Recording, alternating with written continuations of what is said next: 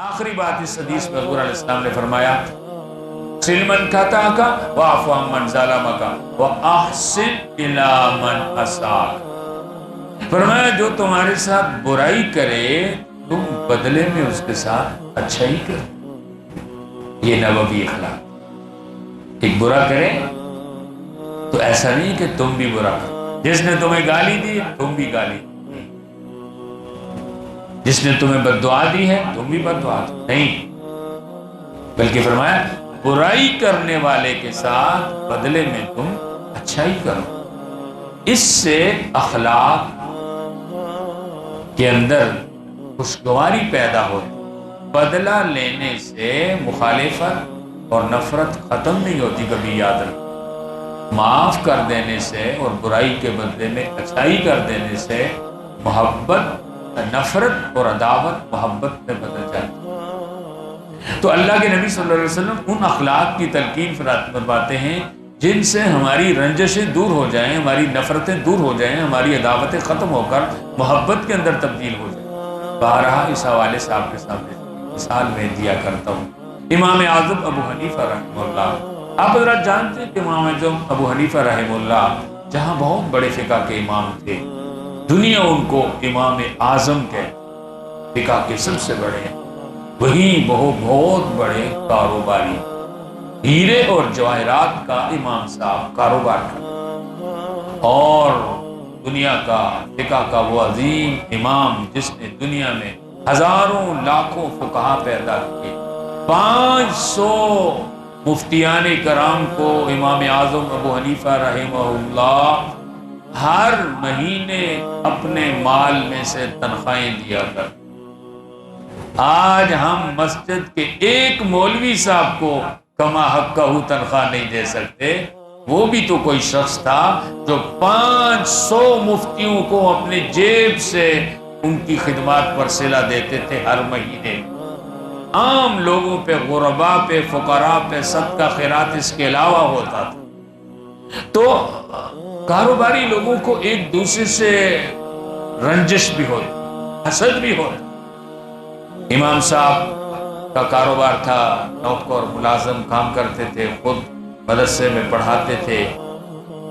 تو ایک مرتبہ بازار سے گزر رہے تھے تو ایک دکاندار جو ان سے حسد کرتا تھا، اس نے بڑے بازار میں امام صاحب کو گالیاں دی، برا بھلا کہا۔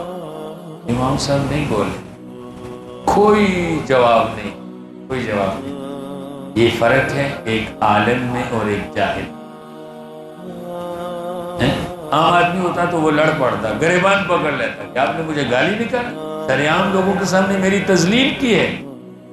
اس صاحب کے بارے میں آتا ہے، ایک عالم آدمی تھے، عالم تھے، ایک عام آدمی ان کو گالیاں نکالتا اور کہتا تھا یہ ڈرتا ہے مجھ سے، یہ میرا کچھ نہیں بگاڑ سکے گا۔ تو ایک دن کسی نے کہا جی یہ فلاں شخص آپ کو گالیاں نکالتا ہے اور کہتا ہے یہ شخص میرا کچھ نہیں بگاڑ سکتا۔ تو انہوں نے کہا ہاں میں واقعی اس کا کچھ نہیں بگاڑ سکتا، میں عالم ہوں، یہ جاہل ہے۔ تو ایک عالم ایک جاہل کا کیا بگاڑے گا، میرا اور اس کا تو مقابلہ ہی نہیں ہو سکتا۔ تو امام اعظم حنیفہ رحمۃ اللہ علیہ اس کی گالیاں سن کر خاموش ہو گئے، چلے گئے۔ رات کو اپنے ملازم کو کہا کہ جاؤ یہ ہدیہ لے کے جاؤ فلاں دکاندار کے گھر اور اس کو میری طرف سے ہدیہ بھی پیش کرو اور میرا شکریہ ادا کرو کہ مہربانی آج آپ نے مجھے گالیاں نکالی۔ سبحان اللہ۔ جب ان کا ملازم رات کو ہدیہ لے کر پہنچا، دروازہ کھٹکھٹایا، وہ صاحب باہر آئے، دیکھا ایک آدمی کو ہدیہ لے کر، کہا کون ہو، کیا لائے ہو؟ کہا امام اعظم ابو حنیفہ کا ملازم ہوں، امام صاحب نے آپ کے لیے ہدیہ بھیجا ہے اور آپ کا شکریہ ادا کر رہے تھے کہ آپ نے مجھے گالیاں نکالی۔ اللہ۔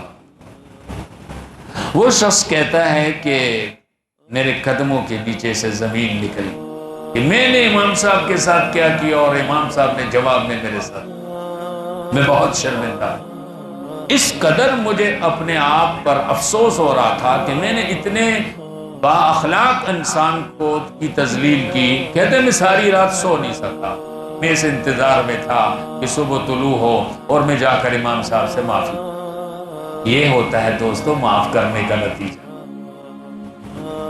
برائی کے بدلے میں اچھائی کا نتیجہ یہ نکلتا ہے۔ جب صبح ہوئی تو امام صاحب اپنے درسگاہ کے اندر ہزاروں تلامذہ کو پڑھا رہے تھے، تو بڑے مجمع میں یہ دکاندار پہنچ گیا، کہنے لگا امام صاحب بڑے بازار میں آپ کو گالیاں نکالی تھی، اب علماء کے اس بڑے مجمع میں آپ سے معافی مانگتا ہوں، آپ مجھے معاف کر۔ امام صاحب نے کہا جاؤ میں نے معاف۔ تو جب معاف کیا تو اس کو اور زیادہ جو ہے اس بات پر جو ہے خوشی ہوئی کہ امام صاحب نے تو مجھے معاف بھی کر دیا۔ تو امام صاحب کے اخلاق کے بارے میں سوچنے لگا، کہنے لگا میں بھی دکاندار ہوں، ابو حنیفہ بھی دکاندار ہے، میرے بھی ملازم ہیں، ان کے بھی ملازم ہیں، میں سارا دن دکان پہ بیٹھا رہتا ہوں، امام صاحب دکان پہ آتے ہیں تھوڑے وقت کے لیے، ملازم کام کرتے ہیں، لوگوں کو خدا کا دین پڑھاتے ہیں، فقہ پڑھاتے ہیں۔ تو کہنے لگے چلو میں جب دکان پہ آتا ہوں تو تھوڑی دیر کے لیے میں بھی ان کی جو ہے مدرسے میں بیٹھ جایا کروں۔ اب یہ کبھی کبھی بیٹھ جاتا تھا، جب بیٹھ کر ان کا درس سننے لگا تو عقیدت اور بڑھنے لگی، جب بڑھنے لگی تو سوچنے لگا کیوں نہ میں امام صاحب کے پاس باقاعدہ ایک طالب علم کی حیثیت سے پڑھنا شروع کر دوں۔ چنانچہ اس نے پڑھنا شروع کر دیا، اور جب اس نے پڑھنا شروع کیا تو میرے دوستو وہی دکاندار جو امام صاحب سے حسد کرتا تھا، بغض رکھتا تھا، تعصب رکھتا تھا اور امام صاحب کو گالیاں نکالی، امام صاحب نے تحفہ بھیجا، معاف کر دیا، اس کے نتیجے میں وہی ان سے پڑھ کر ایک مفتی بنے۔ یہ ہیں اچھے اخلاق۔ تو آپ صلی اللہ علیہ وسلم نے فرمایا سل من کا تعاقا، جو تم سے تعلق توڑتا ہے تم اس سے تعلق جوڑو، واعف عن من ظلم کا، جو تم سے زیادتی کرتا ہے اس کو معاف کر دو، وَأَحْسِنْ إِلَىٰ مَنْ أَسَاءَكَ، اور جو تمہارے ساتھ برائی کرتا ہے تم جواب میں اس کے ساتھ بھلائی اور اچھائی کرو۔ اللہ پاک ہم سب کو رسول اللہ صلی اللہ علیہ وسلم کے ان عظیم اخلاق کو اپنانے کی جو ہے توفیق نصیب فرمائے۔